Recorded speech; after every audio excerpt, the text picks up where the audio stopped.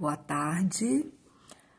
Nós vamos para a aula 4, a segunda parte do tema da Primeira Guerra Mundial. Eu avisei na aula passada que a Primeira Guerra Mundial ficou conhecida como aula das trincheiras, por causa da quantidade de valas, de trincheiras que foram abertas para que os soldados se locomovessem de uma região a outra. Então, aí nós temos uma foto, soldados em trincheira, na cidade de Galípoli, na Turquia, no ano de 1915. Nós temos aí uma outra imagem, observe aí o paredão. Ah, mas aqui tá maior, tá bem mais largo. Em algumas áreas ela não tinha nem 1 metro de largura. E aqui você vê que ela já tá mais, bem mais larga aí, com uma quantidade maior de soldados. Observe que a gente tem uma parte de parede de madeira, nós temos novamente os sacos aqui para poder firmar paredão, lá na frente a mesma coisa. E assim vai. Primeira Guerra Mundial, repito, 1914, 1918. Nós temos uma frase que diz o seguinte: somente aqueles que nunca deram um tiro, nem ouviram os gritos e gemidos dos feridos, é que clamam por sangue, vingança e mais desolação. A guerra é o inferno. É uma frase do general William T. Sherman. E aí, vocês observem aqui os soldados na trincheira, eles ficam na altura do solo, e aqui os que já saíram aqui para algum outro combate, possivelmente. Os países envolvidos. 2 grupos que lutaram entre si na Primeira Guerra Mundial, nós vimos na aula passada, que foi feito 2 alianças militares, a Tríplice Aliança e a Tríplice Entente. Na Tríplice Aliança, nós temos a Alemanha, a Áustria, a Hungria, o Império Otomano e a Itália. Na Entente, na aliança da Entente, nós temos a Rússia, a Grã-Bretanha, o Reino Unido da Grã-Bretanha ou Inglaterra e França. No caso da Itália, observem isso, o país fazia parte da Tríplice Aliança, mas recusou-se a participar da guerra quando ela se iniciou. Em 1915, a Itália aderiu à Tríplice Entente, mudou de lado. Naturalmente, a Primeira Guerra Mundial não se resumiu ao envolvimento desse país, pois diversas outras nações envolveram-se no conflito. No lado da Entente, países como Grécia, Estados Unidos, Canadá, Japão e até mesmo Brasil entraram no confronto. No lado da Tríplice Aliança, houve a participação da Bulgária e de outros povos e estados. Quando a gente fala estado, eu estou falando de países.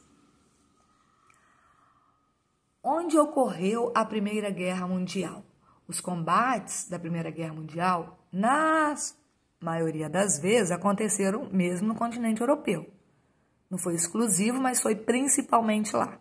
Na Europa, destacaram-se a frente ocidental, em que os alemães lutaram contra franceses e britânicos, e a frente oriental, em que os alemães lutavam contra sérvios e russos.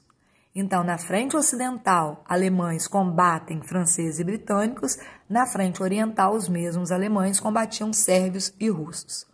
Nós temos aqui um mapa, para vocês terem a noção aqui, alemães, o que nós vimos aqui? Combatendo na frente ocidental franceses e britânicos. Então, alemães combatendo franceses e britânicos, tá? Retornando, nós temos ali os alemães na frente oriental lutando contra sérvios e russos. Então, aqui os alemães lutando contra o Império Russo e contra a Sérvia.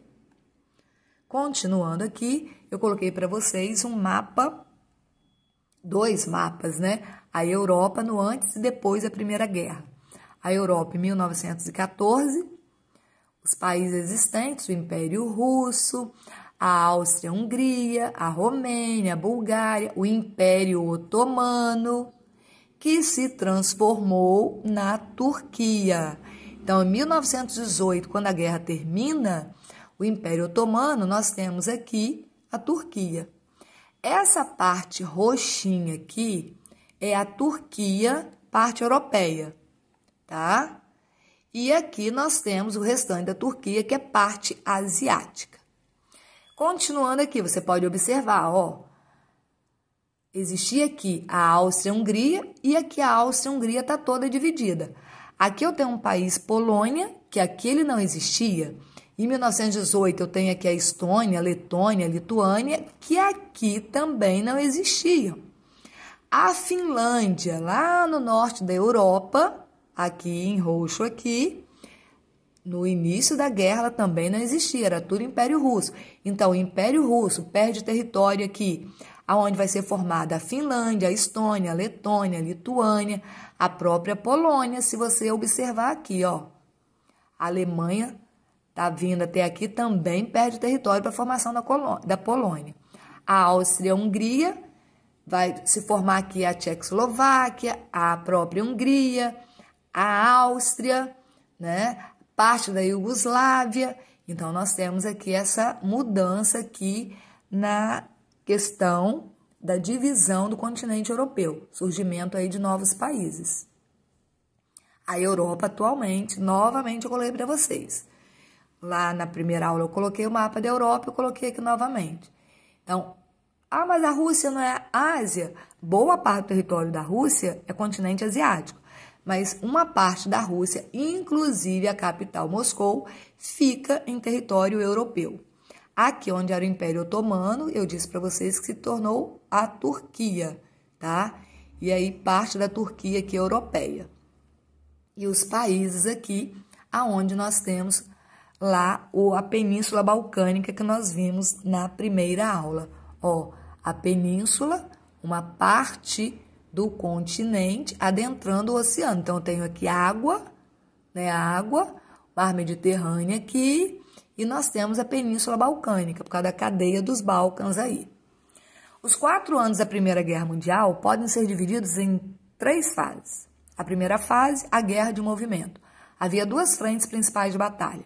A frente ocidental, como nós acabamos de falar ali, onde os alemães combatiam os franceses, ingleses e belgas.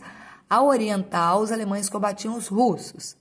Nessa primeira fase, que durou de agosto a novembro de 1914, ou seja, o início da guerra, foi marcada por um intenso movimento de tropas. Inicialmente, os alemães marcharam contra a Bélgica e chegaram às vizinhanças de Paris, na França.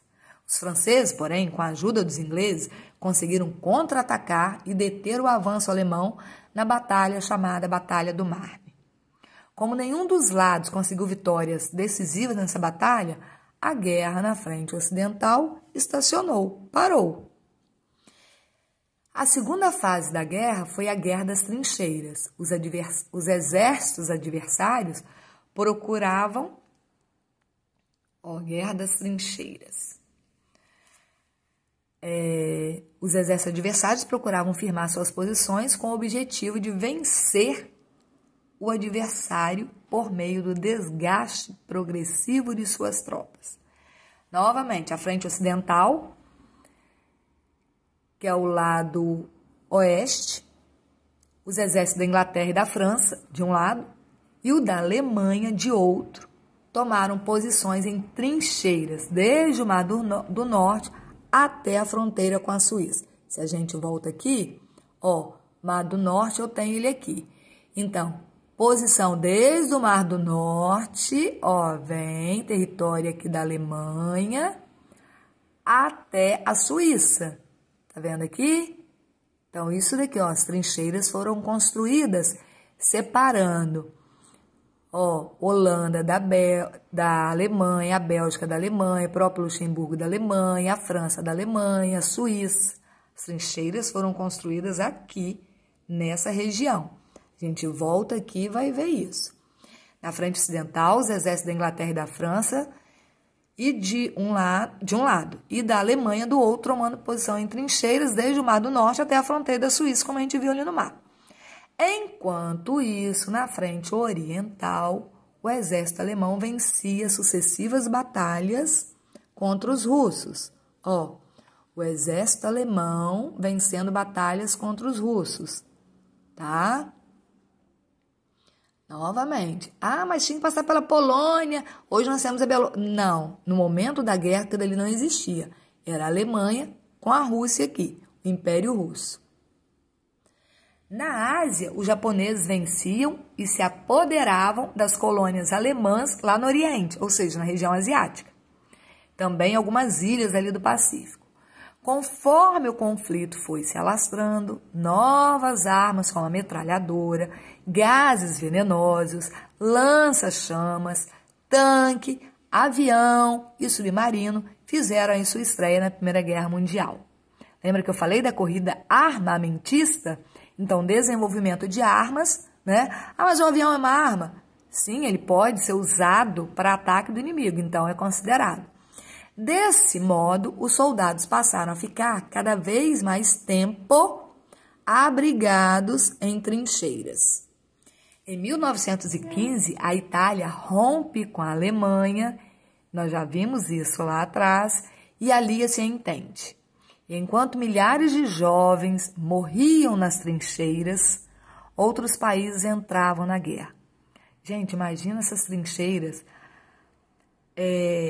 a sujeira, a mistura, a falta de comida, a umidade, bichos, entendeu? Ratos. Nossa. No início de 1917, a Alemanha decidiu adotar a guerra submarina. Qualquer navio encontrado em águas territoriais inimigas seria afundado. Um dos atingidos pelos alemães foi o navio norte-americano Lusitânia, o que foi um dos motivos da entrada dos Estados Unidos na guerra naquele mesmo ano, que foi em 1917. Os Estados Unidos até então estavam apenas como país aliado.